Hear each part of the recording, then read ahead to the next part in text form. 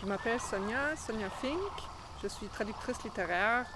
J'habite la moitié de l'année à Gatineau, plus précisément à Halle, et l'autre moitié de l'année à Berlin, en Allemagne. Ce que j'aime beaucoup dans l'écriture de Jocelyne Saucier, c'est que son univers, ça se passe souvent dans le bois, dans la nature, dans les grands espaces, tout ça.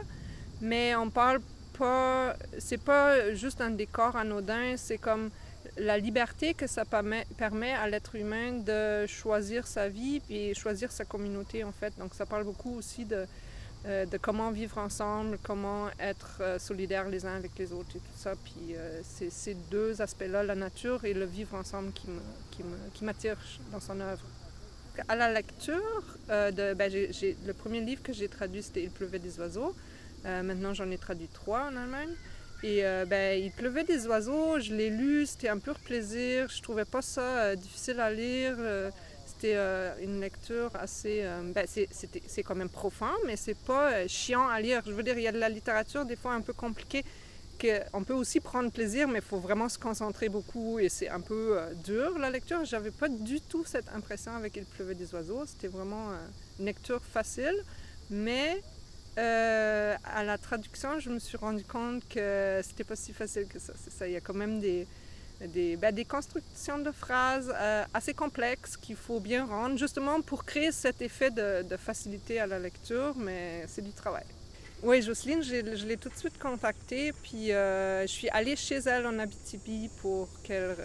c'était un peu un prétexte. Enfin, on aurait pu faire ça par Internet, bien sûr, mais je voulais aller en Abitibi. Je voulais aussi voir le paysage parce qu'il pleuvait des oiseaux. Ça se passe dans le nord de l'Ontario, mais dans la région collée sur l'Abitibi. Puis donc j'ai dit, bon, voilà, je suis ta traductrice, puis je vais venir chez toi te poser des questions sur ton texte. C'est correct. Elle m'a invitée chez elle, puis je suis restée une fin de semaine chez elle, puis... on a travaillé sur le texte, mais on s'est aussi promené beaucoup, puis parlé de la vie et de la littérature. C'était super.